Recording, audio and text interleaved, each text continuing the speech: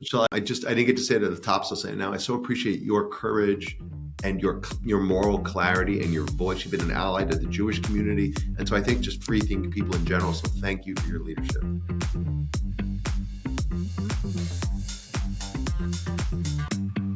What a great pleasure to talk with Jonathan Greenblatt, the CEO of the Anti-Defamation League, the ADL. You're going to want to hear this discussion. It is so important. It is so enlightening. It is so meaningful and timely. And I hope you'll open your mind enough to listen. Like I said, he's the CEO, and he says the proud CEO of the ADL. Studied at Northwestern, where lately they've seen anti-Semitism. We're going to talk about the spike in anti-Semitism. We all kind of think we know why it's happening, but he's got the data, and he's got some insight and wisdom into the university system in this country, who's funding it, what's nefarious about what's going on, and what he would tell sort of those innocent protesters who really don't know what they're protesting. Jonathan Greenblatt, very special guest, is next. Mr. Greenblatt, it is great to have you with us. I'm going to assume you want me to call you Jonathan. You call me Jonathan, please. Oh, John, excellent. This is such a mystery to me. And maybe, look, I learned all about the Holocaust. I know what anti-Semitism is. I know it exists. I just don't understand why. And so if we can maybe start at that baseline, if you can tell me as CEO of the ADL, why is this thing, what is it? I've for a long time been telling you about my favorite grill from besthotgrill.com. It's the Solaire infrared grill, the hot, fast for every day, all year round. Don't care where you live. Don't care if it's freezing. This grill is amazing. Now, you may already have one of those low temperature, slow cooking smoker, egg or pellet barbecues, and they're fine when you have the time. But you don't have to wait for the weekend with a Solaire infrared gas grill. It heats up to 1,000 degrees in 3 minutes, even in the dead of winter. And that high heat locks in the juices, grills food faster, and makes steaks, chicken, veggies, fish, anything you grill more succulent and tastier. And in a matter of minutes, your family can have a healthy and great tasting meal. And with Solaire's demo rental program, you can try before you buy. I would recommend this. Grilling all the food your family enjoys without a salesman breathing down your neck, and see why the USA made, yes, Solaire is the last grill you will ever buy. Learn more at besthotgrill.com, besthotgrill.com. Try before you buy with the Solaire demo rental program at besthotgrill.com. This is such a mystery to me. And maybe, look, I learned all about the Holocaust. I know what anti-Semitism is. I know it exists. I just don't understand why. And so if we can maybe start at that baseline, if you can tell me as CEO of the ADL, why is this thing, what is it? Yeah. Well, look, first of all, I'm excited to be on, so thank you for having me, Michelle. And ADL, just to step back, we're the oldest anti-hate organization in America. It was founded in 1913 at a time when Jews in this country suffered from systemic discrimination. Mm-hmm. They couldn't work in many professions. They weren't allowed to buy homes. You could legally not hire a Jew, and they were kept out of many, industries. You could legally not sell your home to a Jew, and they are prevented from buying homes in many places. I mean, many Jewish people couldn't get medical treatment at hospitals. The reason why large hospitals, a place like New York or LA, are named like Mount Sinai or Cedar Sinai is they were founded by Jewish doctors because Jewish patients couldn't get treatment. So it was a big problem back then. It's changed a lot. But one of the reasons why anti-Semitism is often called the oldest hatred is it's persisted across kind of cultures, across continents, different historical times. And I think because the Jews, we're called Jews because we are supposedly, descended from the tribe of Judah in the region of the world now known as Israel, of Judea. And Jewish people were enslaved and forced out and dispossessed and lived as a minority across Europe, across the Middle East. They spoke a different language, Hebrew.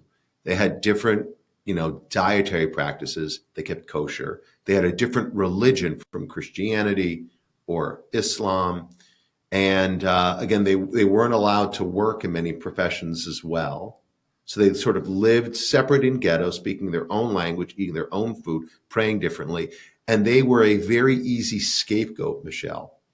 When something would go wrong, when systems would fail, the economy, or when the leader, the king or the caliph or the pope or the emperor needed someone to blame, it was very easy to blame those Jews.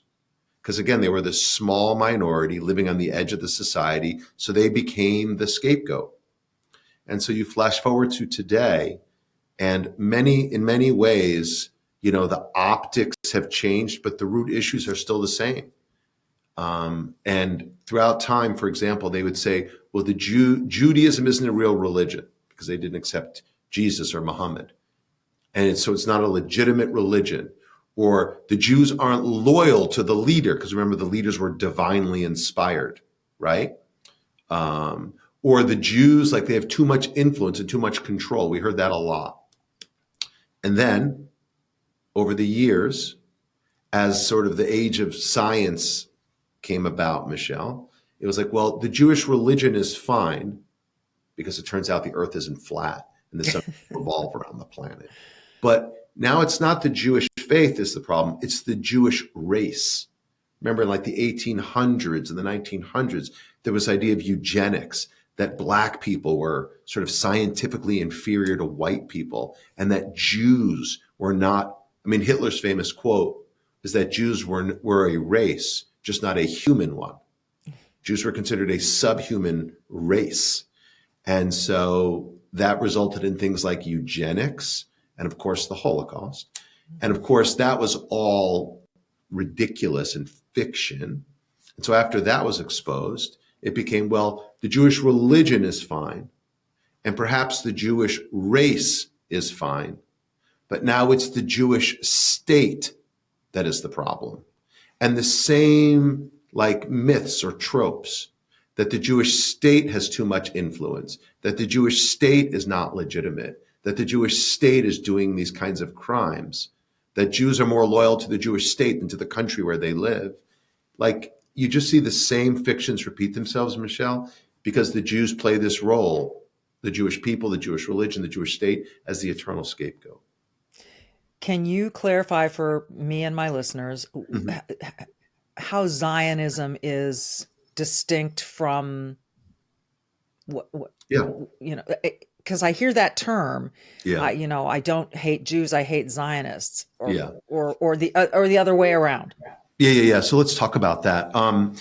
So Zionism is this idea, as a political concept, that Jewish people have the right to self-determination in their ancestral homeland. Okay.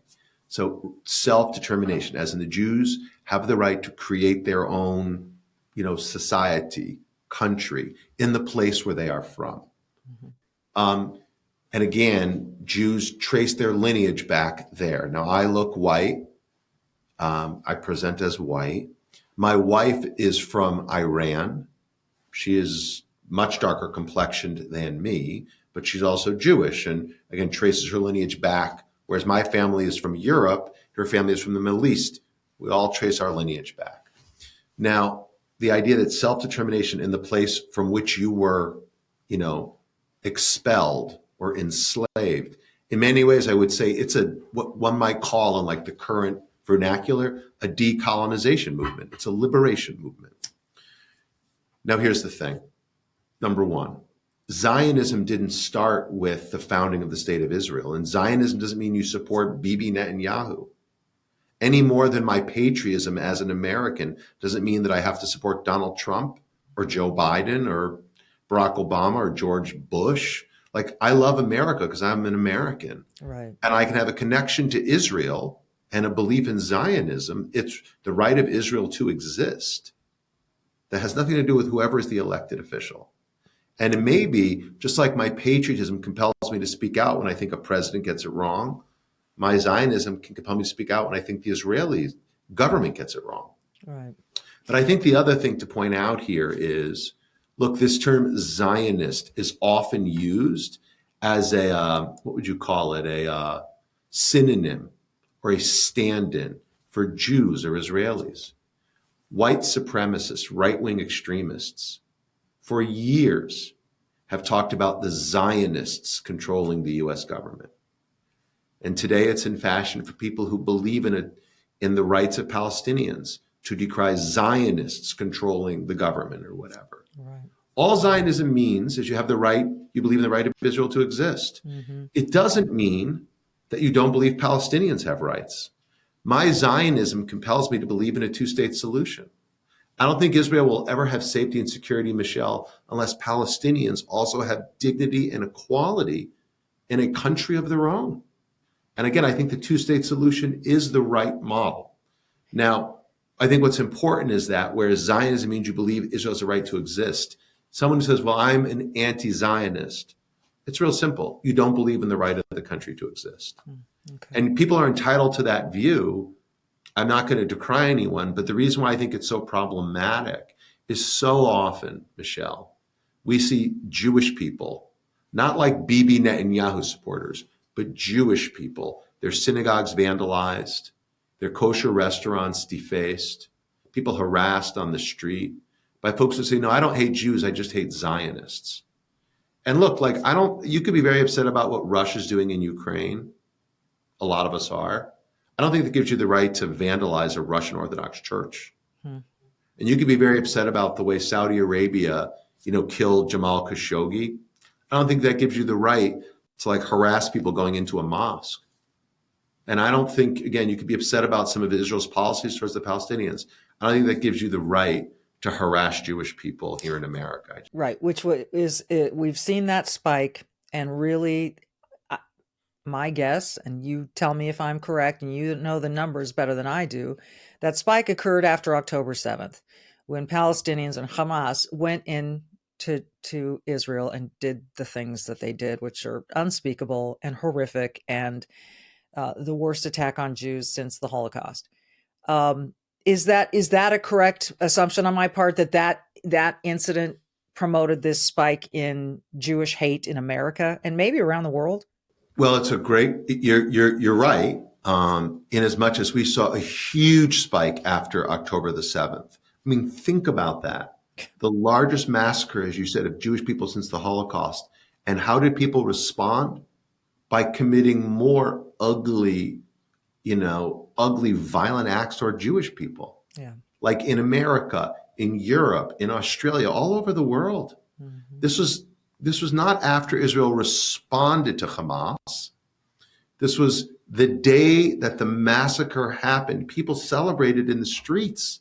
Can you imagine after the murder of George Floyd, if people did parades, white people did, or if after the Pulse massacre, where those people were shot, LGBTQ people in a nightclub in Orlando, if people then took to the streets to celebrate killing gay people, and yet somehow people thought it was open season on Jews. Yeah, and this happened in America. It happened primarily on campuses, and Yes. We're seeing that. Even you studied at Northwestern. Northwestern recently in the news for that, much to the chagrin of the alumni and probably the vast majority of students there. Columbia, Harvard, Stanford, UCLA, my alma mater, Cal Berkeley. All kinds of places. Calgrad, yeah. Yes. Yeah. That explains a lot. Is that what you're getting? No. Cal's had a lot of issues. Yeah. That's one of the reasons. The caveat there is I did send my diploma back. I've separated myself from the university. I'm really unhappy with all of the issues at Cal. But so the prominence of this on these prestigious, mostly campuses. Yeah. What does that tell you? Look, the rot at these campuses runs so deep. You find it in the faculty lounges where you have radical professors pushing propaganda rather than again, conducting real inquiry. I mean, our university system is certainly the envy of the world. that doesn't give a handful of ideologues posing as academics the right to run roughshod and brainwash kids. When I say brainwash kids, it isn't open inquiry. There isn't a diversity of views. There isn't like a tenure system or an employment system, which is based on merit. The tenure system is based on like personality. Yeah. So this is a deep and abiding problem. That's number one. I think number two, look, I believe in the value of diversity. I'll be very open about that. But the DEI industrial complex, it's long overdue, Michele, for it to be dismantled. Mm-hmm. I mean, again, inserting like this ideological litmus test where you are it's like the opposite of what Dr. King envisioned. Yeah. Dr. King envisioned that we would be judged by the content of our character, right? Not the color of our skin.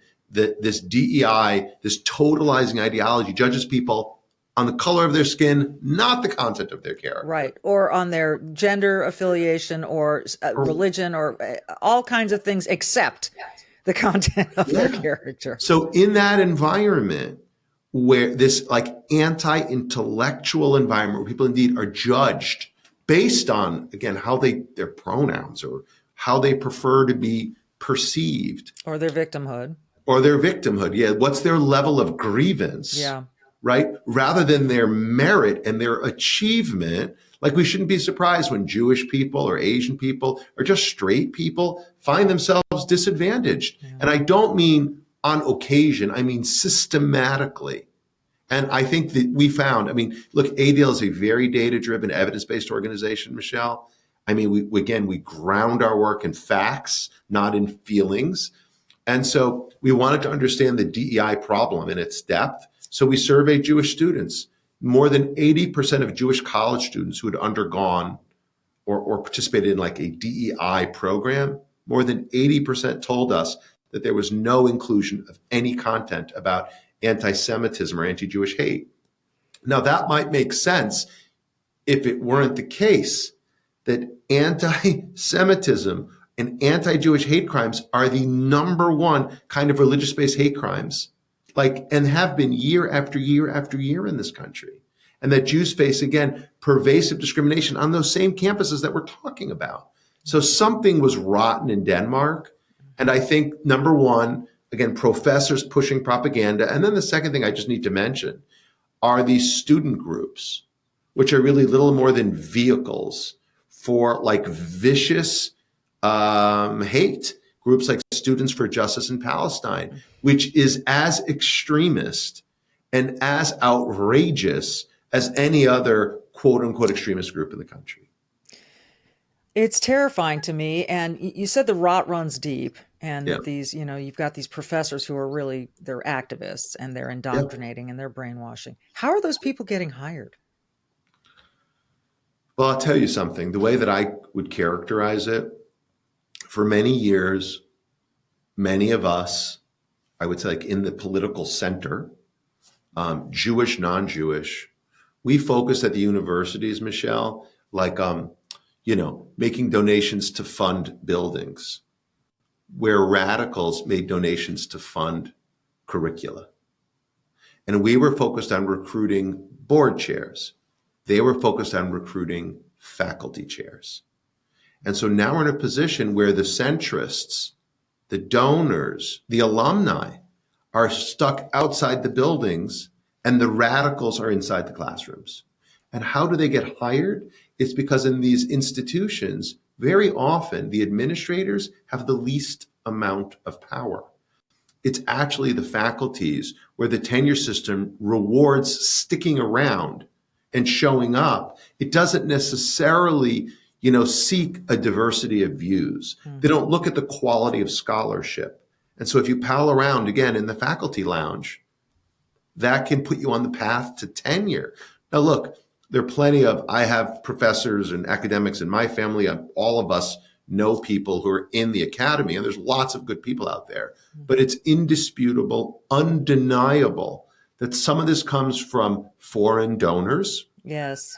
Who've helped to fuel this. And some of this comes again from radicals in the system who keep promoting their peers and facilitating their friends rather than the best and the brightest. There is this, it's a very anti-Western point of view that they are propagating. And I and you just said one word, foreign donors. And I think it's always follow the money, right? So right now we have Harvard University battling the White House over this threat for their tax exemption status from, my understanding, and I've heard this from a legal scholar earlier today, is that no college or university in the United States of America is entitled to taxpayer dollars, whether they're public or private. So now you got this private university, Harvard, one of the most prestigious in the world, and it's got a massive endowment. And taxpayers have to be going, okay, and now they're fighting against, acquiescing to some of this let's fight anti-Semitism ideology. It's weird. So how would you explain what's going on with Harvard? Look, like the federal government. So let me step back. Like I was saying before, I think our universities are the envy of the whole world, right? The Communist Party in China would kill to have the system we have. These capitals in Europe would kill to have what we have. We have amazing institutions who do extraordinary life-saving research and groundbreaking discoveries and amazing. And like Cal or Northwestern or so many, or Harvard, Columbia, these are amazing places. And yet the rot runs deep. And guess what? If you get federal funds, if you get any funds, I'm a donor, I'm a private donor, I'm a public supporter, I have the right to say there are certain expectations with my money. And so, I'll get to Harvard in a second, take Columbia. Okay. Like, I got to tell you, Michelle, Columbia's institutions I know well. It's right up the street. I'm here in Manhattan. We could not get the university to implement the recommendations of their own task force on anti-Semitism. Think about that. The president appointed 3 internal people, came with a list of things to do, and they couldn't get it done. Suddenly, President Trump says, I expect you to do these 12 things or I'm pulling my money. Guess what happened? We can do it all. It's amazing. Or they could do 11 of the 12 or something, and they agreed right away. It was important because it showed that withholding funds is a rightfully rare and it's a very serious step.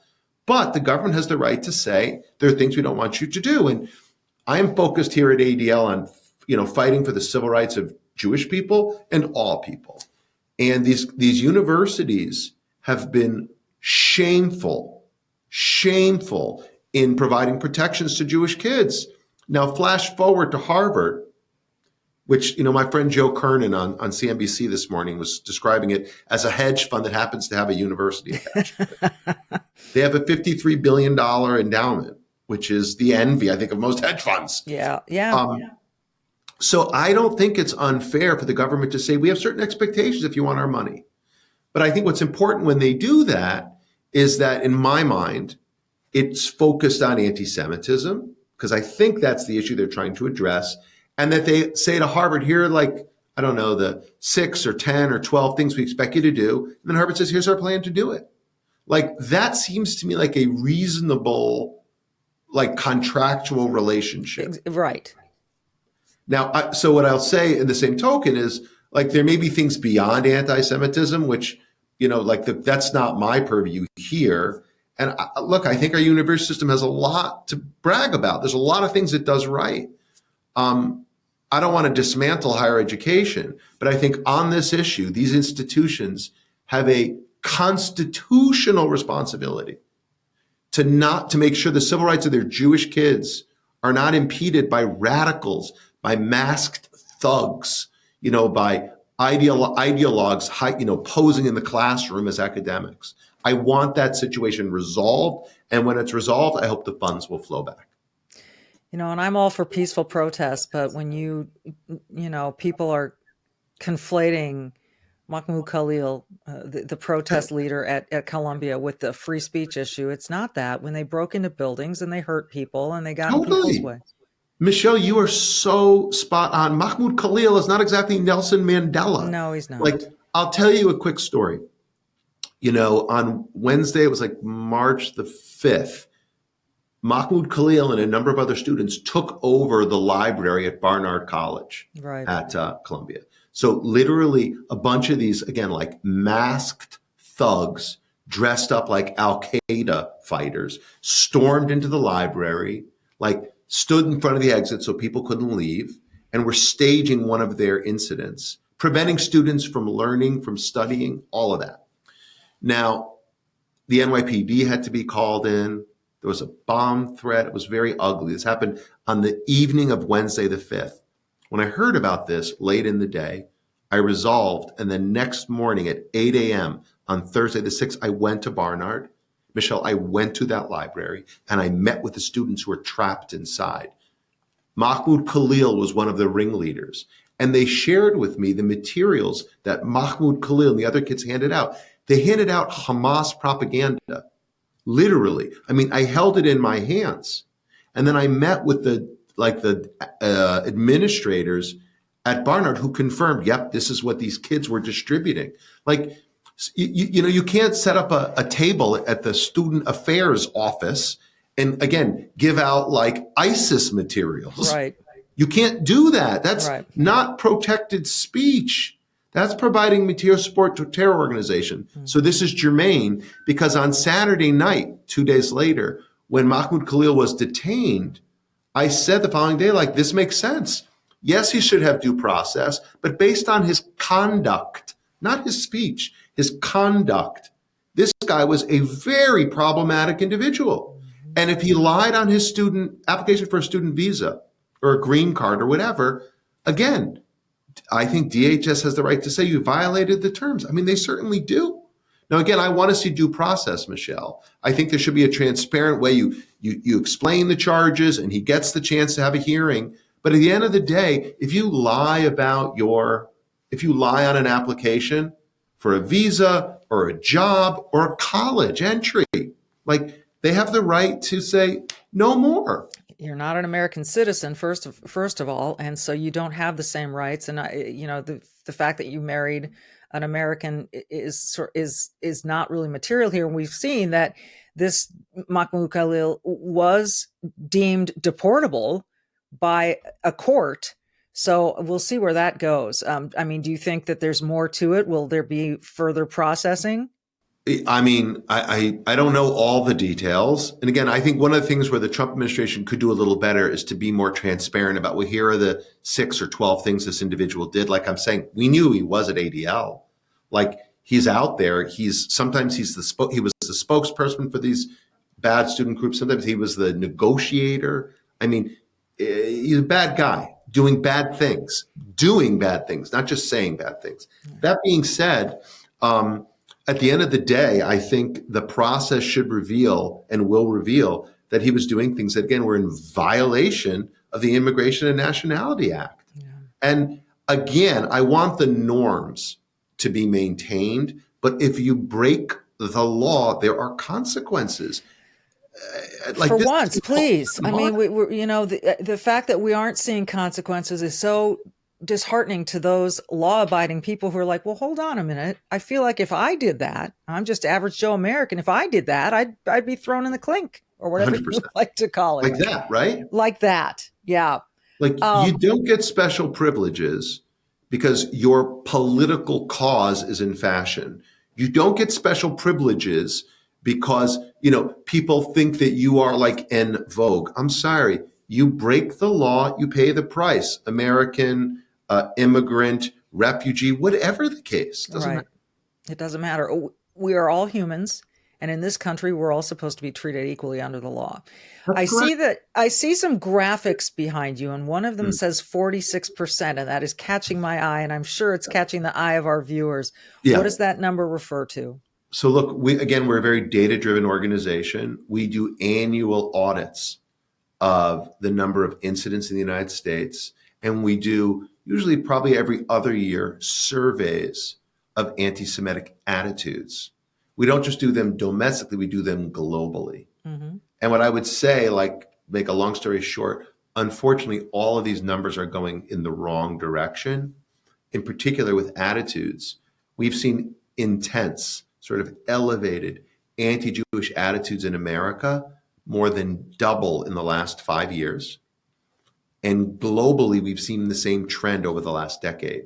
So in 2024, we did one of our global surveys. And what that basically means, Michele, is we conducted nearly 60,000 interviews in 103 countries in a zillion different languages.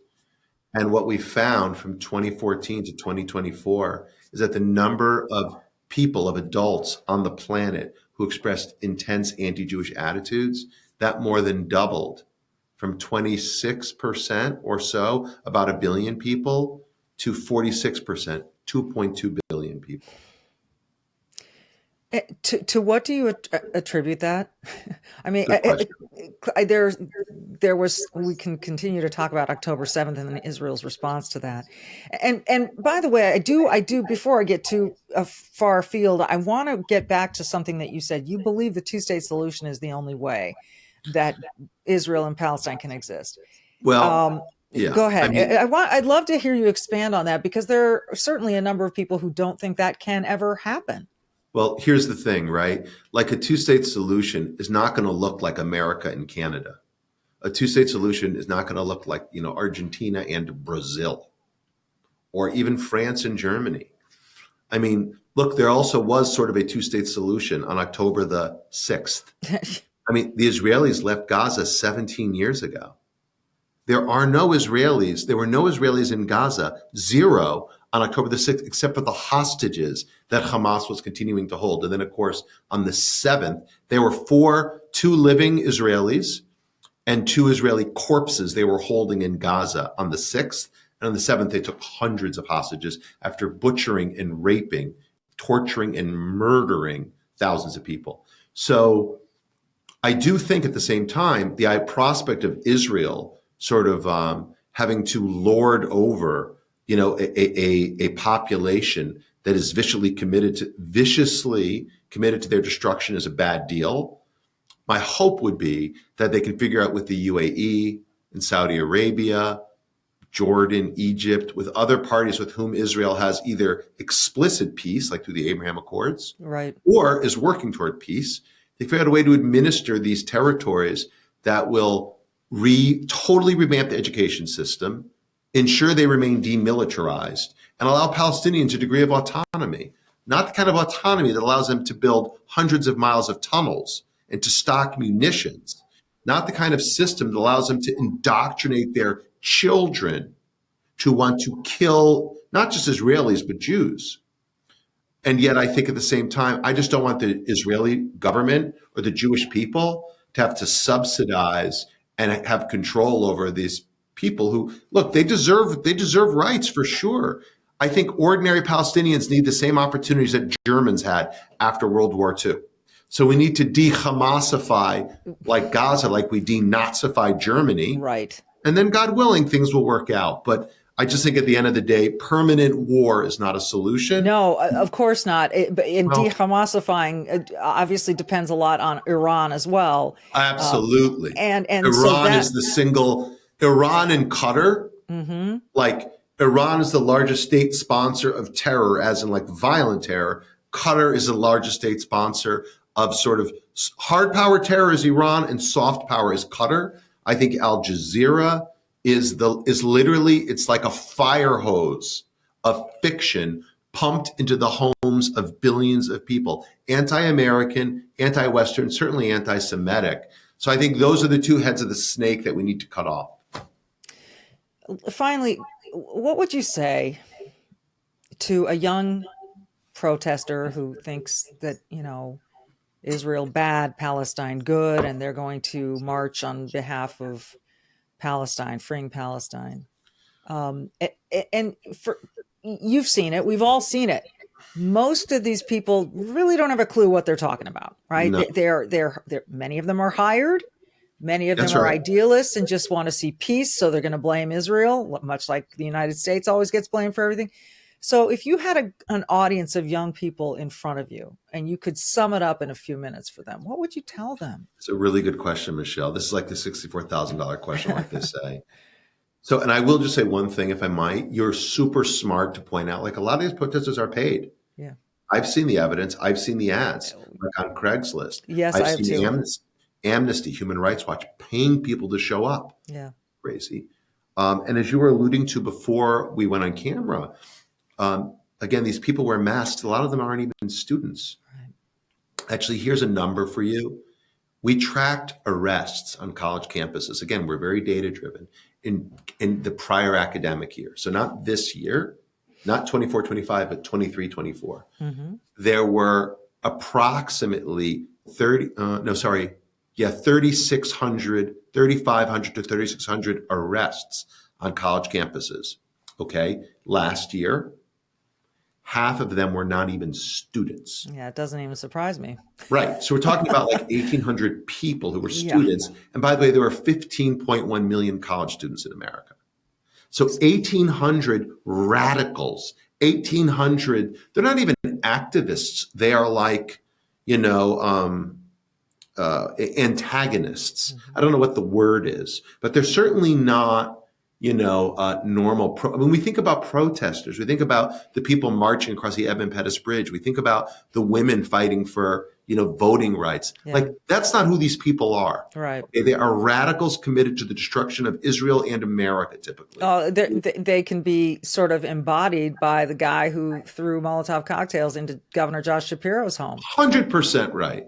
Who said he was doing it to protest the treatment of the people in Palestine. If you think burning down the governor's mansion and murdering his family is going to help the people in Palestine, like, I got a bridge in Brooklyn to sell you, these people. So to come back to it, if I were talking to the young people, number one, that hardcore group of 1,800, forget them. Like, they need to be expelled. They need to be suspended. They need to understand that, like, breaking the law or violating the norms on campus or breaking the law in society has consequences. So let's just put them aside. Everybody else, here's what I would say. If you really care about the people of Gaza, then we should be working to free Gaza from Hamas. If Hamas weren't poisoning the minds of their young people through this ugly education system that's really just propaganda, if Hamas weren't using mosques and hospitals and schools to hide munitions and to hide hostages, if Hamas were taking the billions of dollars from Qatar and from donors and funding, again, research labs and industrial parks and tech incubators, instead of building tunnels and missiles, Gaza could look like Singapore, instead of looking like, Mogadishu. Right. So I would say to these young people, if you really care about what's happening in Gaza, number one, free Gaza from Hamas. And then number two, I would say, like, if you're a young gay person protesting, what do you think would happen if you went to Gaza to protest? If you're a woman protesting, it's astonishing to me, when you see these Queers for Palestine showing up at these, you're thinking to yourself, that's when you know the ignorance is real. Yeah, Queers for Palestine, it's like chickens for KFC. Right? Yeah, exactly. This has been enlightening and so informative, and you present your side, and your side, the side against hate. Wow. Tough sell, right? Real tough sell.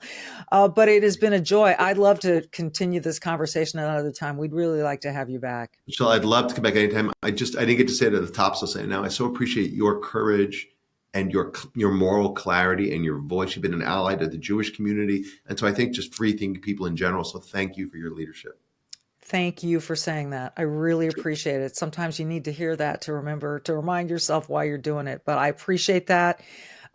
Folks, you can follow him on social media. We've been showing you the links and they're in the show notes as well. And you can always follow the ADL as well. Jonathan, it's been a wonderful treat to have you, and we'll do it again. Awesome. Thank you so much. Folks, I always leave you with these two thoughts. Be brave, do good, think about this stuff clearly. And we'll see you next time.